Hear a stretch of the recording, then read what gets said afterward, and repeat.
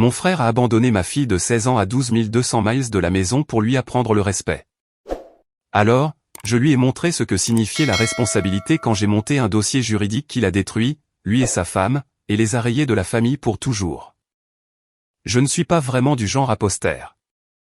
Mais quelque chose s'est passé il y a quelques mois qui a complètement changé ma vision de la famille. Je pensais autrefois que le sang signifiait automatiquement la loyauté. Il s'avère que non. Ce qui a commencé comme un simple voyage familial a fini par me montrer jusqu'où les gens sont prêts à aller quand la jalousie les dévore de l'intérieur. Je ne suis pas là pour qu'on me plaigne. Je veux juste vous raconter comment j'ai géré ça, étape par étape. La seule façon que je connaisse, calmement, intelligemment, et sans jamais reculer. Ma fille Sarah, 16 ans, fille, parlait de ce voyage familial depuis des semaines. Elle était intelligente, pleine de vie, et franchement trop bien pour le cirque qu'est la famille de mon frère Mike. Mais elle adorait ses cousins. Elle l'avait toujours fait. Elle les avait aidés à faire leurs valises, elle avait fabriqué des bracelets assortis et elle avait même imprimé une petite liste de contrôle du voyage pour tout le monde. Elle m'avait dit, « Papa, celui-là va être le meilleur de tous. » J'avais souri, je lui avais dit de prendre des photos et je lui avais rappelé de garder son téléphone chargé. Je ne pouvais pas y aller à cause du travail. Je suis médecin, du genre qui ne quitte pas simplement son poste parce qu'une famille veut des t-shirts de plage assortis. Mike le savait. Il m'avait promis de veiller sur elle comme sur ses propres enfants. J'avais pris sa parole. Grossière erreur. 3 jours après leur départ, je terminais un service tardif à l'hôpital. Une de ces heures calmes où les machines bourdonnent plus fort que les gens. Mon téléphone a vibré avec un numéro inconnu. J'ai failli l'ignorer, pensant que c'était encore un appel erroné. Mais quelque chose en moi a dit « décroche ». La voix à l'autre bout n'était pas seulement en train de pleurer. Elle tremblait. « Papa, papa, c'est moi.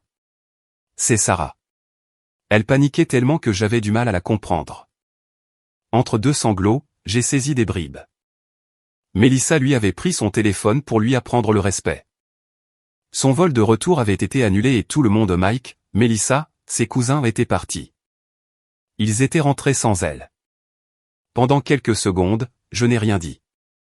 Mon cerveau s'est simplement arrêté. Puis tout s'est mis en place d'un coup. Elle était bloquée, sans téléphone, sans famille, dans un pays étranger. « Où es-tu en ce moment ?» ai-je demandé, tout en tapant déjà sur mon ordinateur. Elle a reniflé. Devant l'hôtel. Ils m'ont mise dehors après le check-out. Ils ont dit que mon nom n'était plus sur la chambre.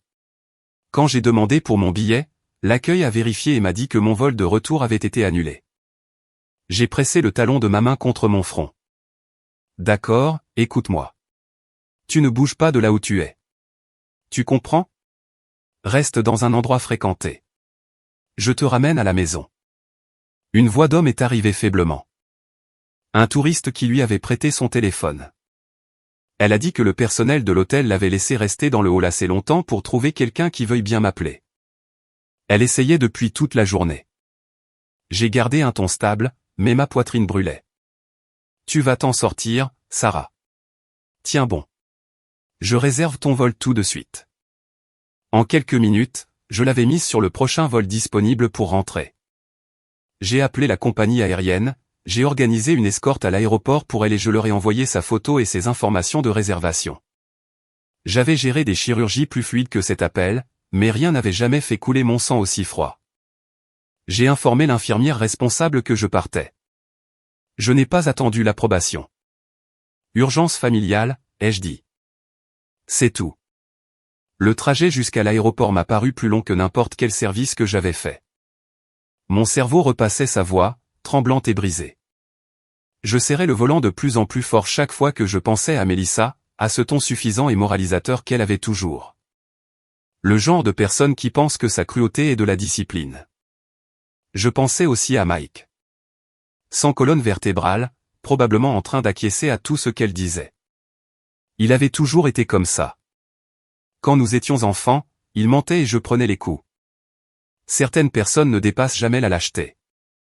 Mon téléphone bipait avec les mises à jour du vol toutes les quelques minutes. Je les vérifiais comme un homme en pilote automatique. Cœur battant, mais visage calme. C'est quelque chose que la médecine t'apprend, rester stable même quand ça brûle à l'intérieur.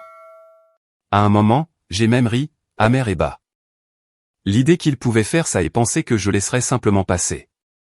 Je ne suis pas ce genre d'homme. J'ai construit toute ma vie en réparant le chaos. Et ça, c'était personnel. Quand j'ai enfin garé la voiture sur le parking de l'aéroport, j'ai coupé le moteur et je suis resté assis là une seconde, juste à respirer. Mon reflet dans le rétroviseur avait l'air calme. Le genre de calme qui arrive juste avant la tempête. J'ai ouvert mon téléphone, regardé le dernier message que Sarah avait envoyé avant leur départ. Ne travaille pas trop dur, papa. Je te ramènerai quelque chose de cool. Ma mâchoire s'est crispée. Je suis entré, j'ai scanné le tableau des arrivées et j'ai vérifié l'heure. Son vol venait de passer la moitié du trajet sur le tracker. Il me restait encore environ 3 heures à attendre. 3 heures pour que cette colère se transforme en quelque chose de plus tranchant. Ce n'était pas seulement de la négligence. C'était délibéré, calculé. Et au moment où je verrais ma fille en sécurité, je m'assurerais que Mike et Melissa comprennent exactement avec qui ils avaient joué. Assis dans cette zone d'attente tamisée, entouré du bourdonnement calme des voyageurs de nuit, j'ai réalisé que je n'étais même pas en colère de la façon habituelle. J'étais concentré, froid, précis. Ils n'avaient pas seulement abandonné ma fille. Ils avaient commis l'erreur de penser que j'étais le genre d'homme qui pardonne les malentendus familiaux. Je ne le suis pas. J'ai regardé les portes coulissantes en vers par où arriverait la prochaine vague de passagers. Mes mains se sont crispées quand j'ai pensé à ce qui allait venir. Ils avaient laissé mon enfant seul dans un autre pays. Ce n'est pas une erreur. C'est de la cruauté. Je repassais cette phrase dans ma tête en restant dans la zone des arrivées. Tous les parents autour souriaient, sauf moi. Je ne souriais pas. Je restais debout, immobile, en passant en revue tous les scénarios possibles dans ma tête, comme une checklist. Puis je l'ai vue. Sarah est sortie de cette porte comme un fantôme d'elle-même, agrippée à un petit sac comme si sa vie en dépendait. Ses yeux ont balayé la foule une fois, puis elle m'a repéré. À la seconde où elle l'a fait, toute la contenance qu'elle avait essayé de tenir s'est fissurée. Elle a couru dans mes bras et s'y est accrochée. Elle n'a rien dit, elle s'est juste tenue là. Je n'ai rien demandé. Je l'ai simplement serrée dans mes bras et j'ai dit, tu es en sécurité maintenant. Je suis là. Nous sommes sortis jusqu'au parking en silence. Elle avait l'air épuisée, comme si elle n'avait pas mangé ni dormi correctement depuis des jours. J'ai attendu. Je n'ai pas insisté. Je sais comment fonctionne le trauma. On laisse d'abord le silence faire son travail. À mi-chemin sur l'autoroute, elle a parlé, d'une petite voix. J'ai essayé de rester calme. Papa, vraiment. Que s'est-il passé? Elle a dégluti difficilement. Ça a commencé dès qu'on a atterri. Melissa n'arrêtait pas de dire que j'étais trop attaché à mon téléphone, que je devais apprendre à profiter du voyage au lieu de scroller. Alors elle l'a pris pour la semaine. Je pensais qu'elle me le rendrait le soir, mais non. Elle disait qu'elle m'apprenait la discipline. J'ai haussé un sourcil. Mais tu répondais à mes textos chaque fois que j'envoyais. Sarah a froncé les sourcils. Ce n'était pas moi. C'était Melissa. Elle ne me donnait le téléphone que quand tu appelais. J'ai serré plus fort le volant. Melissa et ses moments d'enseignement. Cette femme n'avait jamais appris à personne autre chose que l'arrogance. Sarah a continué, oncle Mike n'a rien dit. Il se contentait de hocher la tête comme si elle avait raison. Il ne dit jamais rien quand elle est comme ça. Je n'avais pas besoin qu'elle finisse cette phrase. Je l'avais déjà vue. Melissa qui aboyait. Mike qui faisait le paillasson derrière elle, en faisant semblant de maintenir la paix tout en ne faisant absolument rien. Sarah a reniflé. Au début, ça allait. Les cousins étaient gentils. On est allé à la plage, on a mangé des glaces, mais ensuite Melissa a commencé à me piquer, elle disait que je me vantais parce que grand-père parlait toujours de moi. Elle répétait des trucs comme « Certains enfants pensent que être intelligent les rend meilleurs que tout le monde ». Je me contentais de l'ignorer. Je voyais tout dans ma tête. Les faux sourires, les piques discrètes, les cousins qui regardaient mal à l'aise. Je ne voulais pas gâcher le voyage. Je me suis juste tu. C'était Sarah, toujours la pacificatrice. Toujours en train d'essayer de maintenir une famille qui ne méritait pas son effort. Elle tenait ça de sa mère décédée. Elle a essuyé ses yeux et a continué. Quand il a été temps de partir, j'ai commencé à faire mes valises. Mélissa est entrée et a dit que mon billet avait un problème. Elle a dit que son assistante allait arranger ça, alors j'ai attendu dans le hall pendant qu'il chargeait la voiture. Je pensais qu'il faisait juste le check-out. Puis elle m'a dit d'attendre avec les bagages parce que la vanne était pleine et que Mike reviendrait me chercher après les avoir déposés à l'aéroport. Et il n'est pas revenu, ai-je dit doucement. Elle a secoué la tête. Non, il n'est pas revenu. J'ai attendu 3 heures. Quand je suis rentré, la réceptionniste a dit que la chambre était annulée et que mon nom n'était plus listé. Puis ils m'ont dit que je devais partir parce que la réservation était terminée. Ma mâchoire s'est crispée si fort que j'ai entendu un craquement. J'ai essayé de les appeler, mais Mélissa avait mon téléphone. Sarah a dit, j'ai essayé d'appeler ma cousine Jessica depuis l'hôtel, mais elle n'a pas répondu. Plus tard, j'ai appris que Mélissa avait dit à tout le monde que je voulais rester quelques jours de plus pour être indépendante. Elle a laissé échapper un rire brisé. Indépendante? Je n'avais même rien. Je suis resté assise dehors pendant des heures et puis la sécurité de l'hôtel m'a dit de partir. Elle a baissé les yeux sur ses mains. Une gentille dame plus âgée m'a vu pleurer et m'a laissé utiliser son téléphone pour t'appeler. C'est la seule raison pour laquelle j'ai pu te joindre. Pendant un moment, je n'ai rien dit. Je me suis juste concentré sur ma respiration régulière. Mon esprit ne pensait pas aux émotions. Il cataloguait. Mélissa avait pris le téléphone. Mélissa avait annulé le vol. Mike avait approuvé. Les cousins avaient été forcés de se taire. Ce n'était pas de la négligence. C'était un plan. Quand nous sommes rentrés à la maison, j'ai garé la voiture et je me suis tourné vers elle. Tu as tout fait comme il fallait, Sarah. Tu as gardé ton calme. Tu es restée en sécurité. Je suis fier de toi. Elle a hoché la tête, les larmes coulant sur son visage. Je ne voulais pas t'embêter, papa. Tu travaillais. Et arrête. Mon ton est sorti plus sec que je ne le voulais. Tu n'as jamais à t'excuser d'avoir besoin de moi.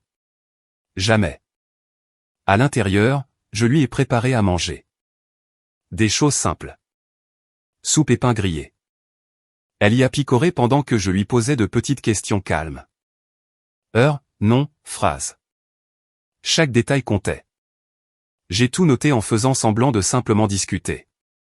Elle m'a raconté comment Mélissa avait fait des commentaires toute la semaine sur le fait qu'elle n'avait pas de vraie maman et qu'elle recevait un traitement spécial parce que les gens avaient pitié d'elle. Je n'ai pas réagi. Pas encore. Je me suis juste contenté d'écrire. Je suis resté là longtemps à la regarder respirer. Puis je suis allé à mon bureau et j'ai ouvert mon ordinateur. J'ai commencé à sortir les dossiers de vol, les emails de réservation, les eurodatages, tout ce que je pouvais trouver. Mélissa et Mike voulaient jouer à des jeux. Très bien. Je ne bluffe pas. Ils l'ont traité comme si elle ne comptait pas, ai-je marmonné, la voix basse mais stable. Ils vont bientôt découvrir qu'elle compte. Cette nuit-là, je n'ai pas dormi. Pas parce que je ne pouvais pas, mais parce que je ne voulais pas. J'avais déjà fait des gardes de 24 heures en traumatologie. Je savais comment fonctionner uniquement sur la concentration. Je suis resté assis à mon bureau avec une tasse de café noir et mon ordinateur, en traitant ça comme un cas de patient. Étape 1, rassembler les faits. Étape 2, confirmer la source. Étape 3, couper l'infection. Premier appel, la compagnie aérienne. J'ai donné la référence de réservation de l'ancien email de Sarah. La représentante à l'autre bout avait l'air à moitié endormie jusqu'à ce que je mentionne que ma fille avait été abandonnée à l'étranger. Soudain, elle s'est réveillée complètement. Oui, monsieur. Je vois la réservation ici, a-t-elle dit en tapant rapidement. Le billet de retour a été annulé manuellement il y a 4 jours. On dirait Mélissa Grant. Même email que la réservation originale. Ma mâchoire s'est crispée. Un remboursement a-t-il été émis? Oui, sur la même carte qui a payé la réservation de groupe. Donc elle n'avait pas seulement annulé. Elle s'était assurée que l'argent revienne à elle. Deuxième appel, l'hôtel. J'ai demandé à parler à un responsable. Ils ont confirmé que la chambre de Sarah avait été libérée à la demande de la famille. J'ai demandé qui avait fait cette demande. Le responsable a hésité. Monsieur, Melissa Grant. Elle a dit que votre fille avait changé ses plans de voyage. Je les ai remerciés et j'ai raccroché. Mon écran se remplissait de notes, d'horodatage, de journaux d'appel. C'était du travail chirurgical. Propre, sans émotion, précis. Ensuite, j'ai creusé la chaîne de réservation. La famille utilisait toujours la même agente de voyage, une femme nommée Karen qui gérait les déplacements professionnels de Mike. J'ai appelé son bureau. Elle a décroché à la deuxième sonnerie, joyeuse comme toujours. Docteur Grant, comment s'est passé le voyage? Je n'y suis pas allé, ai-je dit platement. Mais dites-moi, quand vous avez réservé ces billets, qui a géré les modifications? Son ton a changé rapidement. Oh, ça aurait été Melissa Grant. Elle m'a envoyé un email en milieu de semaine en disant que Sarah allait rester plus longtemps. J'ai gardé une voix égale. Vraiment? Et vous n'avez pas pensé à me le confirmer? Elle avait l'air confiante. La réservation de groupe était à son nom, donc je n'ai pas réfléchi à deux fois, a dit Karen. Je l'ai remercié, j'ai mis fin à l'appel et j'ai expiré lentement. Chaque pièce s'emboîtait parfaitement. Melissa avait annulé le vol. Elle avait libéré la chambre d'hôtel. Elle avait même contacté l'agente de voyage pour réécrire l'histoire avant que je ne découvre. J'ai commencé à rassembler les preuves, capture d'écran des emails, facture de l'hôtel, notes internes de la compagnie aérienne montrant qui avait annulé le billet. J'ai tout sauvegardé dans un nouveau dossier intitulé « Dossier ». Vieille habitude. Les médecins aiment que les choses soient organisées quand ils prévoient de disséquer quelque chose de laid. Vers 9 heures du matin, ma sœur Jenny a appelé. Elle est la seule fratrie en qui j'ai vraiment confiance. « Et, tu vas bien ?» J'ai entendu par maman que Sarah avait eu un problème de voyage. Je lui ai tout raconté. Court, clinique, sans émotion. Quand j'ai fini, elle est restée silencieuse. Oh mon Dieu, a-t-elle enfin dit. Maman et papa pensent que Sarah est restée plus longtemps avec des amis. C'est ce que Mike leur a dit. Bien sûr qu'il l'a fait, ai-je répondu. Il a probablement répété ce mensonge pendant qu'elle était encore assise dehors devant l'hôtel. Jenny était furieuse. Maman va péter un câble quand elle va l'apprendre. Elle le fera, mais pas encore. Je veux d'abord tous les faits sur papier. Pendant que nous parlions, je continuais à travailler, en copiant les métadonnées des emails de réservation, en téléchargeant les horodatages. Les preuves ne mentent pas, même quand la famille ment. Après avoir raccroché avec Jenny, j'ai appelé Mike. Il a décroché à la troisième sonnerie, l'air détendu, comme s'il n'avait pas le moindre souci au monde. Et, frangin. Comment va Sarah? Tout est réglé. Ouais, ai-je dit. Elle est rentrée. Tu veux me dire pourquoi elle a dû m'appeler d'un autre pays avec le téléphone d'un inconnu? Il a ricané. Ce faux rire nerveux qu'il fait quand il est coincé. N'exagère pas. Elle va bien, non? Tu as laissé une ado de 16 ans bloquée à l'étranger sans téléphone et sans billet de retour. Tu ferais mieux d'espérer que j'exagère, Mike. Il s'est tu. Puis, Melissa m'a dit qu'elle avait ça sous contrôle. Elle a dit que Sarah voulait rester plus longtemps. Garde ça. Je l'ai coupé. J'ai les logs de la compagnie aérienne, les registres de l'hôtel et les emails de l'agente de voyage. Melissa n'avait pas ça sous contrôle. Elle l'avait planifié. Il a essayé une autre défense faible. Tu sais comment les malentendus arrivent pendant les voyages. Peut-être que le système a bugué. Ouais, ai-je dit sèchement. C'est drôle comme le système buguait toujours en faveur de ta femme. Il a marmonné quelque chose sur le fait de devoir parler à Melissa et il a raccroché. Je suis resté assis là 1 minute à fixer l'écran de l'appel, puis j'ai ouvert un nouveau document intitulé « Rapport d'incident ». J'ai tapé chaque mot que Sarah m'avait dit, chaque citation des appels, chaque horodatage. Plus j'écrivais, plus je devenais calme. Je ne criais pas. Je ne faisais pas les 100 pas. Je préparais. Dans l'après-midi, j'avais un dossier assez épais pour rendre n'importe qui nerveux. J'ai sauvegardé des copies sur un disque dur crypté et j'ai imprimé quelques pages clés.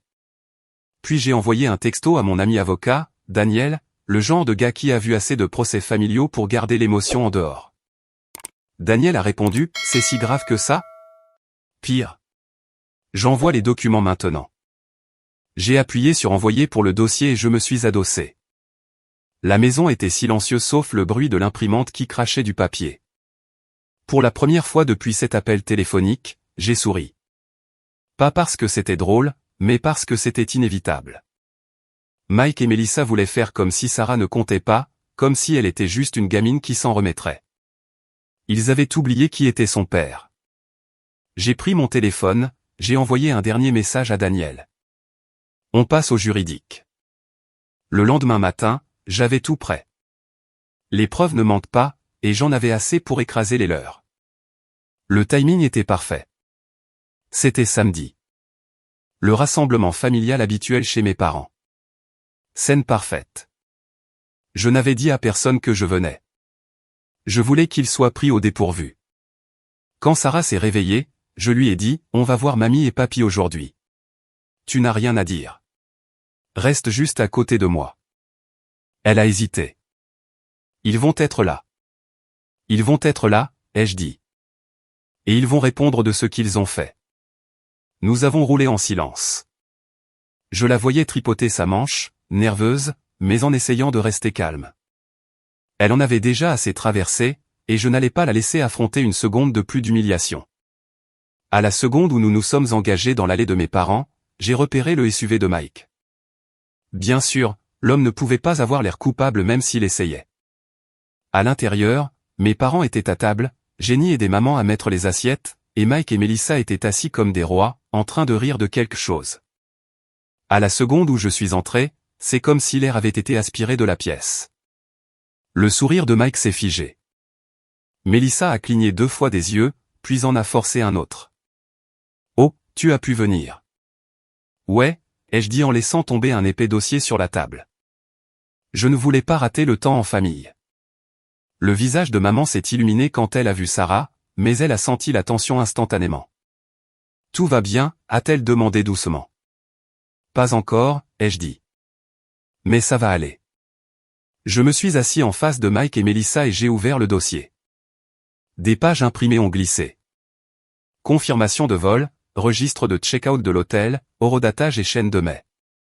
Le nom de Melissa était sur chacune d'elles. C'est quoi tout ça, a demandé Mike, en faisant semblant d'être confus comme s'il lisait une langue étrangère. Ça, ai-je dit calmement, c'est la piste papier qui prouve que le vol de ma fille a été annulé manuellement par ta femme. Sa chambre d'hôtel a été libérée en avance, aussi par ta femme. Et tout ça a été approuvé par toi. Melissa a laissé échapper un rire faible. C'est ridicule. Il doit y avoir un malentendu, non? J'ai dit, un malentendu où ton nom apparaît sur chaque approbation. Intéressante coïncidence. Mike s'est penché en avant, paumes ouvertes, faussement calme. Écoute, on est désolé que Sarah ait eu des problèmes de voyage, mais tu en fais des tonnes. C'était le chaos ce matin-là. Haineux, ai-je dit sèchement. Ne m'insulte pas avec cette excuse du chaos. Vous avez tous les deux laissé une fille de 16 ans dans un pays étranger. Ce n'est pas du chaos, c'est de la négligence. Melissa a croisé les bras. On pensait qu'elle voulait rester plus longtemps. Elle est toujours si indépendante. Je me suis adossé, en la regardant droit dans les yeux. Vraiment? Parce que le responsable de l'hôtel dit que tu leur as dit qu'elle avait fait le check-out avec vous et la compagnie aérienne dit que tu as annulé son billet. Donc à moins que Sarah ait piraté ton email depuis un autre pays, vous mentez. La pièce est devenue complètement silencieuse. Jenny a arrêté de mettre la table et s'est contentée de fixer. Maman avait la main sur la bouche. Le masque de Melissa a commencé à craquer. Ses lèvres se sont crispées. Peut-être que si ta fille n'était pas la chouchoute de tout le monde, les gens ne seraient pas fatigués d'elle. Les mots sont restés suspendus dans l'air comme une gifle. Qu'est-ce que tu viens de dire? La voix de mon père a tranché le silence. Il s'est levé lentement, le visage rouge. Vous avez laissé ma petite fille bloquée parce que vous étiez jaloux. La mâchoire de Melissa a tremblé. Ce n'est pas ce que je... Il a claqué la main sur la table si fort que les assiettes ont tremblé. Ferme ta bouche. Maman a eu le souffle coupé. Jenny était figée, les yeux écarquillés. Sarah, qui était restée près de la porte, a baissé les yeux, en essayant de ne pas pleurer elle-même. Je suis resté assis, calme, parce que c'est à ça que ressemble le pouvoir. Tu sais, ai-je dit lentement, je pensais autrefois que les gens exagéraient sur la façon dont la jalousie mesquine pouvait rendre quelqu'un, mais ça, c'est un nouveau niveau. Vous avez humilié une gamine parce que vous ne supportiez pas qu'elle soit aimée. Mike a essayé d'intervenir. Et, ne parle pas à ma femme comme ça. Je l'ai coupé. Non, tu n'as pas le droit de la défendre. Tu étais censé être responsable de Sarah pendant ce voyage. Tu as laissé faire. Tu l'as laissée assise dehors devant un hôtel sans téléphone et sans moyen de rentrer pendant que vous faisiez du tourisme. Tu es son tuteur, Mike, et tu as échoué. Il avait l'air de vouloir argumenter, mais il ne restait plus rien à dire. Son silence disait tout. Je me suis levé, j'ai ramassé les papiers et je me suis tourné vers mes parents. Je ne suis pas venu ici pour me battre. Je suis venu vous montrer la vérité. Puis j'ai regardé Mike. C'est fini. Tu auras des nouvelles de mon avocat. Sarah est venue à mes côtés. Nous nous sommes dirigés vers la porte et j'entendais Melissa renifler derrière nous, en essayant déjà de tordre l'histoire. Tu détruis cette famille, a-t-elle crié. La voix de mon père m'a suivi. Non, a-t-il dit fort et définitif. C'est toi qui l'as fait. Tu n'es plus ma belle-fille. Et Mike, il a fait une pause, la voix basse mais ferme, tu n'es plus mon fils. Nous sommes partis. À la seconde où la porte s'est refermée derrière nous, Sarah a expiré comme si elle avait retenu son souffle pendant des heures. C'était bien, a-t-elle demandé doucement. J'ai hoché la tête. Tu as géré ça parfaitement. Nous sommes montés en voiture. J'ai appelé Daniel avant même de tourner la clé de contact. C'est fait, ai-je dit. Tu as leur réaction, a-t-il demandé, fort et clair. Bien, a-t-il dit. Alors on avance. En sortant de l'allée, j'ai aperçu une dernière fois mon père à travers la fenêtre, debout droit à côté de ma mère, le visage dur et résolu. Pour la première fois depuis des années, j'ai vu le vieil homme que j'avais respecté en grandissant. Celui qui ne tolérait pas la cruauté, peu importe d'où elle venait. J'ai roulé sans regarder en arrière. Quoi qu'il arrive ensuite, ce n'était plus une affaire de famille. C'était une affaire juridique. 3 jours plus tard, la sonnette a retenti juste après le dîner. J'ai vérifié la caméra. Melissa seule. La même femme qui s'était pavanée comme si elle possédait la famille avait maintenant l'air d'avoir été mâchée et recrachée. J'ai ouvert la porte à moitié, juste assez pour la mettre mal à l'aise. On peut parler, a-t-elle demandé, la voix tremblante. J'ai croisé les bras. Je ne pense pas qu'il reste quoi que ce soit à dire. S'il te plaît, a-t-elle dit, les yeux fuyants comme si elle était poursuivie. Juste 5 minutes. Je dois expliquer. Je n'ai pas répondu. J'ai simplement fait un pas de côté sans dire un mot. Le silence fait paniquer les gens plus vite que les cris. Elle est entrée, en serrant son sac comme un bouclier. À la seconde où elle a mis le pied dans le salon, toute sa comédie s'est fissurée. J'ai merdé, d'accord, a-t-elle lâché. Je ne voulais pas que les choses aillent si loin. Je me suis assis sur le bord du canapé, immobile. Tu as annulé son billet, tu lui as pris son téléphone et tu l'as laissé dans un autre pays. Ce n'est pas un accident. C'est un choix. Elle s'est mise à faire les 100 pas. Je voulais juste qu'elle arrête d'agir comme si elle était meilleure que tout le monde. Tu n'as aucune idée de ce que c'est. Tout le monde compare mes enfants à ta fille parfaite tout le temps. Grand-père ceci, grand-mère cela. C'est toujours Sarah est si polie. Sarah est si intelligente. Sarah est si mature. Tu crois que ça ne fait pas mal à mes enfants? J'ai légèrement penché la tête. Donc ta solution était de l'abandonner? Sa respiration s'est accélérée. Tu ne comprends pas. Elle n'a même pas de maman, et pourtant tout le monde la traite comme un enfant miracle. Mes enfants ont 2 parents, et personne ne les remarque même. Cette phrase m'a touché plus fort qu'elle ne l'imaginait. Pas parce qu'elle me blessait, mais parce qu'elle exposait tout. La jalousie, l'amertume, la raison pour laquelle elle l'avait fait. Je me suis levé lentement, j'ai sorti mon téléphone de ma poche et je l'ai posé sur la table basse. Enregistrement. Continue, ai-je dit doucement. Elle n'a pas remarqué. Elle était en train de s'effondrer. Mike a dit que c'était trop, que ta fille obtient toujours le vote de la sympathie. À chaque dîner de famille, ton père la met en avant comme si elle était la seule petite fille qui compte. Elle a laissé tomber son sac par terre, les larmes striant son visage, mais ça allait trop loin. Je pensais que tu te mettrais en colère, que tu me crierais dessus, mais je n'ai pas pensé que tu... Elle s'est arrêtée au milieu de la phrase, réalisant ce qu'elle venait d'admettre. Je l'ai regardée dans les yeux. Tu n'as pas pensé que je ferais quoi? Que je t'exposerais? Que je te tiendrais responsable? Que je te poursuivrais? Son visage a perdu toute couleur. Puis elle a vu la lumière rouge clignoter sur mon téléphone. Enregistrement. Sa voix s'est brisée en un cri. Tu m'enregistres? Ouais, ai-je dit platement. J'aime garder les reçus.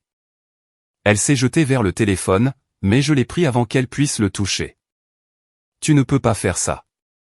Tu vas détruire ma famille, a-t-elle crié. Tu l'as déjà fait, ai-je dit, calme comme la pierre. Elle est tombée à genoux, sanglotant, les mains jointes. S'il te plaît, je ne voulais pas lui faire de mal. J'étais juste en colère. Tu ne sais pas ce que ça fait quand tout le monde aime l'enfant de quelqu'un d'autre plus que le tien. Tu as raison, ai-je dit. Je ne sais pas ce que ça fait d'être jaloux d'un enfant. C'est parce que je ne suis pas pathétique. Elle s'est figée, les larmes coulant toujours, la bouche ouverte, mais aucun son ne sortait. Puis, comme si on avait appuyé sur un interrupteur, sa tristesse s'est transformée en venin. Tu te crois parfait, hein? Toujours le héros. Si tu n'étais pas si suffisant, peut-être que les gens ne te détesteraient pas. C'est ta faute. Tu m'as fait passer pour la méchante. Voilà, la vraie elle était de retour. La femme arrogante et amère qui pensait que jouer la victime effaçait la cruauté. Je me suis penché en avant. Tu as laissé une gamine bloquée à l'étranger. Tu as ruiné ta propre vie. Ne te présente plus jamais à ma porte. Elle m'a fixé, tremblante, puis s'est relevée en titubant et s'est enfuie. La porte a claqué si fort que le cadre a tremblé. J'ai expiré lentement, j'ai sauvegardé l'enregistrement et je l'ai étiqueté, confession Mélissa. Puis je me suis assis et j'ai écouté les 30 premières secondes à nouveau, en m'assurant que chaque mot était clair. C'était parfait. Mon état est à consentement unique, donc l'enregistrement était recevable. Cette nuit-là, j'ai envoyé le fichier à 2 personnes, Daniel, mon avocat, et mon père. Pas d'explication, juste le clip audio et la ligne d'objet, preuve. 15 minutes plus tard, mon téléphone a sonné. C'était papa. Sa voix tremblait, mais pas de tristesse, de rage. Envoie-moi tout, a-t-il dit. Chaque document, chaque enregistrement, chaque message. Je m'occupe du reste. Tu es sûr, ai-je demandé. Je n'ai jamais été plus sûr de quoi que ce soit, a-t-il répondu. Quand l'appel a pris fin, je savais 2 choses. 1. Mélissa ne dormirait plus pendant longtemps. Et 2. Je m'assurais que sa confession ne finisse pas comme un simple ragot. Elle allait devenir une preuve. Je n'étais pas le genre d'homme qui crie ou qui menace. Je construisais des dossiers. Je rassemblais des preuves. Je rendais les choses officielles. Donc quand j'ai dit que je transformerais la confession de Mélissa en preuve, je le pensais vraiment. Le lundi matin, Daniel avait déjà déposé la plainte civile. Négligence et détresse émotionnelle. Ce n'était plus du drame familial. C'était un dossier officiel au nom de ma fille. Tout était documenté, le vol annulé, le check-out de l'hôtel, l'enregistrement audio de la confession, les logs téléphoniques. Des mois plus tard, quand l'affaire est enfin arrivée au tribunal, la salle d'audience était calme, formelle, tendue. L'air dans cette pièce semblait épais, comme si tout le monde savait que quelque chose d'irréversible allait se produire. Je me suis assis à côté de Daniel pendant que Mélissa et Mike étaient en face de nous, tous les deux en train de faire semblant d'être choqués que ce soit même nécessaire. Quand la représentante de la compagnie aérienne a pris la barre, je ne les ai pas regardés. J'ai regardé le juge. La représentante a témoigné calmement, en lisant directement de leur système. Le billet de retour pour la passagère Sarah Grant a été annulé manuellement par Melissa Grant. Le remboursement a été traité sur la même carte utilisée pour le paiement original. Les yeux de Mélissa balayaient la salle, à la recherche de quelqu'un à blâmer. Puis le responsable de l'hôtel a parlé. Le check-out anticipé pour la suite familiale a été demandé par Melissa Grant. Il a dit qu'elle avait déclaré à notre personnel que l'adolescente du groupe avait décidé de rester en arrière avec des amis. Nous avons son email confirmant cette déclaration. Daniel a tendu le tirage au juge.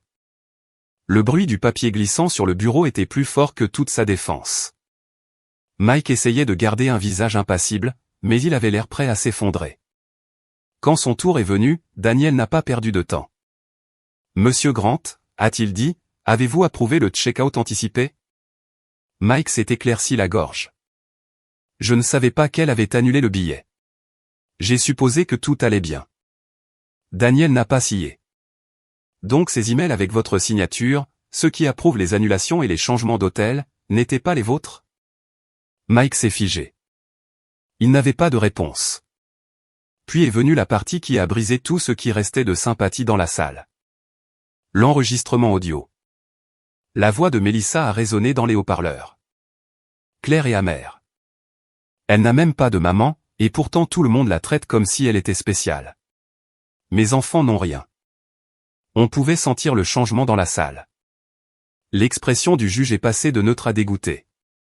Mélissa a essayé de simuler une crise, en couvrant son visage de ses mains, en murmurant « Ce n'est pas ce que je voulais dire. Je n'ai pas dit un mot.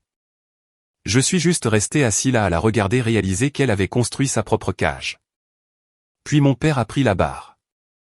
Grand-père avait l'air fatigué mais stable, le genre de colère silencieuse qui secoue les salles.